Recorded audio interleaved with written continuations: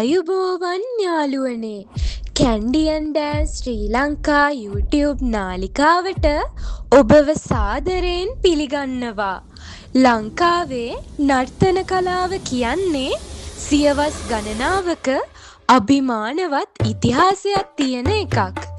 ඒ අතරින් උඩරට සහ පහතරට කියන්නේ එකිනෙකට සම්පූර්ණයෙන්ම වෙනස් ඒත් එක වගේම සුන්දර නර්තන සම්ප්‍රදායන් දෙකක්.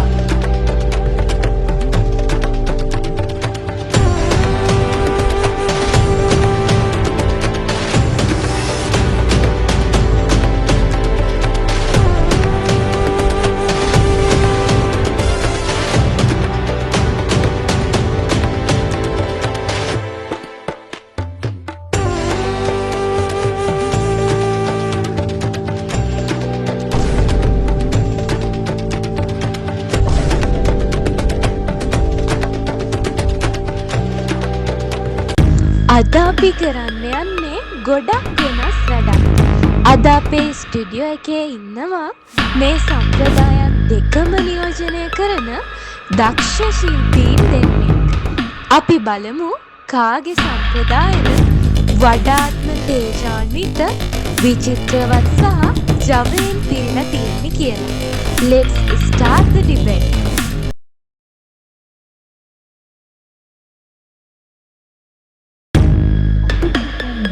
උඩරට නර්තනයේ තියෙන ප්‍රධානම ලක්ෂණය තමයි නංගිය කියන මූලික ඉරියව්ව. කොණ්ඩ කෙලින් තියාගෙන ශරීරයේ සමබරතාවය හෙවත් බැලන්ස් ඉදිරියෙන් තියාගෙන කරන ඒ ගාම්භීර චලනය වෙන කිසිම නටුමක නෑ. බලන්න ඒකේ තියෙන පූජනීයතාවය.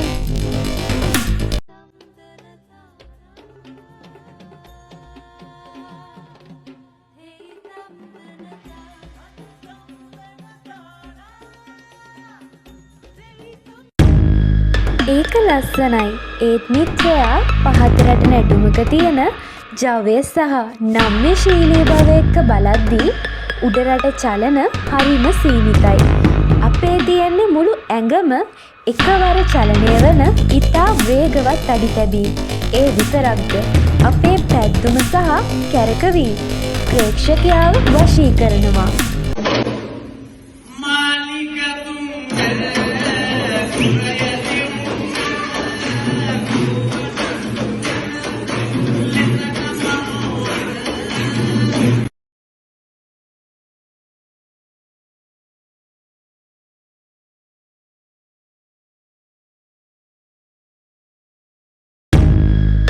ඒකෙන් කැරකුණාට විතරක් හරියන්නේ නෑ. නැටුමක අභිමානය තීරණය වන්නේ අඳුම. අපේ වෙස්සඳුම් කට්ටලය හෙවත් වෙස් කොස්ටියුම් දිහා බලන්න. ජටාව හිස් වස්න ඇලිපිලි හංසපූට්ටුව උරබාහු පාදපට මේ හැම එකක් පිටිපසම තියෙන්නේ පූජනීය ඉතිහාසය. දෙවියන්ගේ ආභරණ පැහැතරින් කොටසක් නියෝජනය කරන වෙස් අඳුම ඇඳලා රංග භූමියට එනකොට ලැබෙන ඒ රාජකීය තේජස වෙන කොහෙන්වත් ගන්න බෑ. ඔව් වෙස් ඇඳුම ගෞරවනීයයි. ඒත් පහතරට තියෙන විචිත්‍රවත් බව සහ විවිධත්වය උඩරට තියෙනවාද? අපේ වෙස් නූලු ගැන හිතන්න. නොනගත, මරු, ගුරුළු, නාග වැනි එක චරිතවල භූමිකාව මතු කරන්න වෙනම වෙස් නූලු තියෙනවා. ඒ විතරක්ද ගිනි පන්දම් අතට අරන් කටින් ගිනි පිබිමින්. ඒ රංගනය ප්‍රේක්ෂකයාගේ ඇඟ කිලිපොලා යන වැඩක් නේද?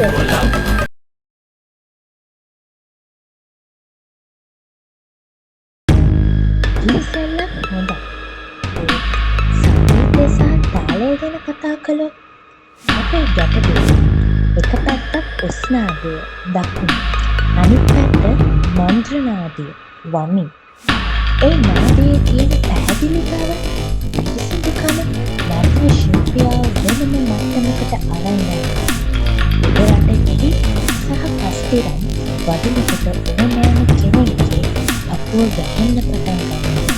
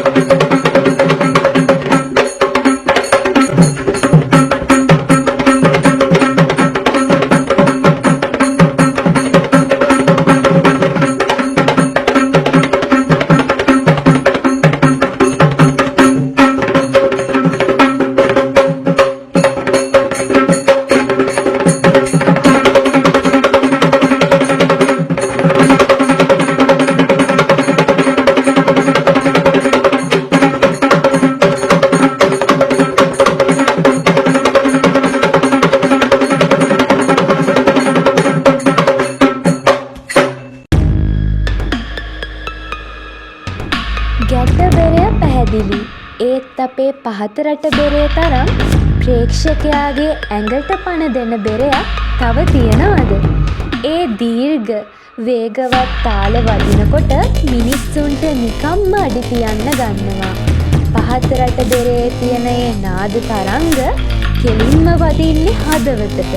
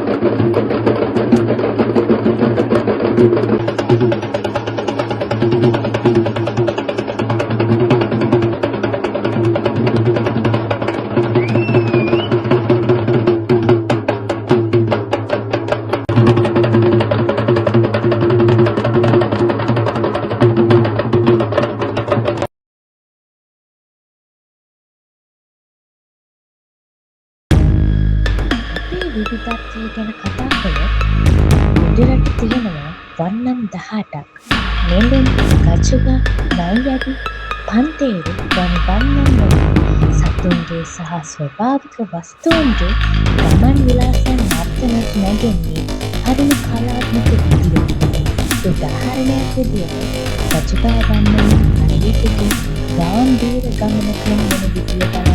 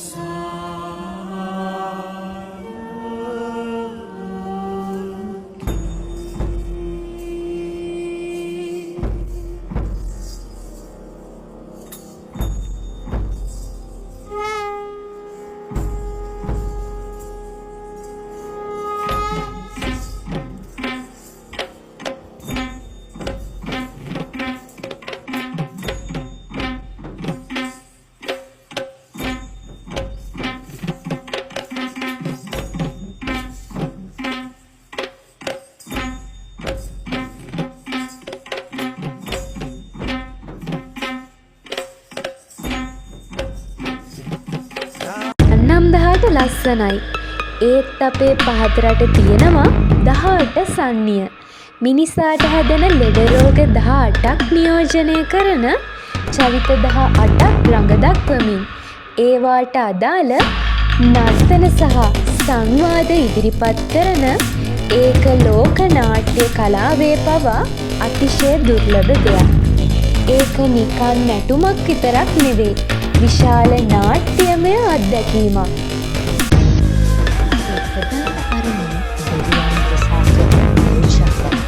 ශ්‍රී දළදා පෙරහැර වැනි ලෝක විචිත උත්සවවල මූලිකත්වය ගන්න උඩරට නර්තනය. අද මුළු ලෝකයම ශ්‍රී ලංකාව ගැන කතා කරද්දී ලංකාවේ ප්‍රධාන කල්චරල් ඩෙන්ටිටි එකට කරගෙන ඉදිරියට එන්නේ උඩරට වෙස් නර්තනය.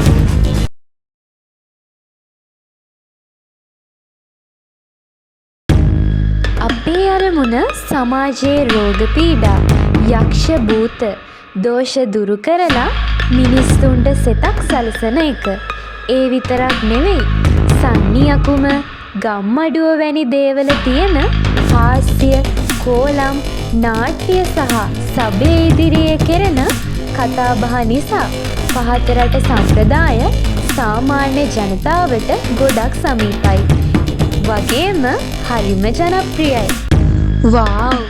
ඇත්තටම හරිම තර්කානුකූල ඒ වගේම රසවත් විවාදයක්. බලන් ගියාම උඩරට සම්ප්‍රදායේ තියෙන්නේ අතිශය ගාම්භීර පූජනීය සහ රාජකීය තේජසක්.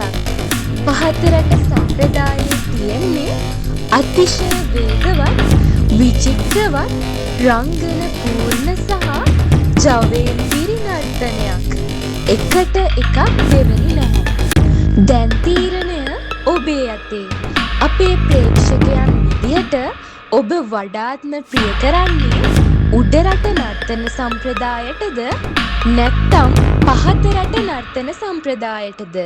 ඔබේ අදහස සහ හේතුව පහලින් කමෙන්ට් කරන්න. වීඩියෝ එකට ලයික් කරන්න. සංස්කෘතික අගයක් තියෙන මේ වීඩියෝ එක ඔබේ යාළුවන් අතරේ ෂෙයා කරන්න. කැන්ඩියන් ඩෑන්ස් ශ්‍රී ලංකා channel එක තාමත් subscribe කරලා නැත්නම් දැන්ම subscribe කරන්න. තවත් මෙවැනි වීඩියෝ එකකින් ඉක්මනින්ම හමු වෙමු.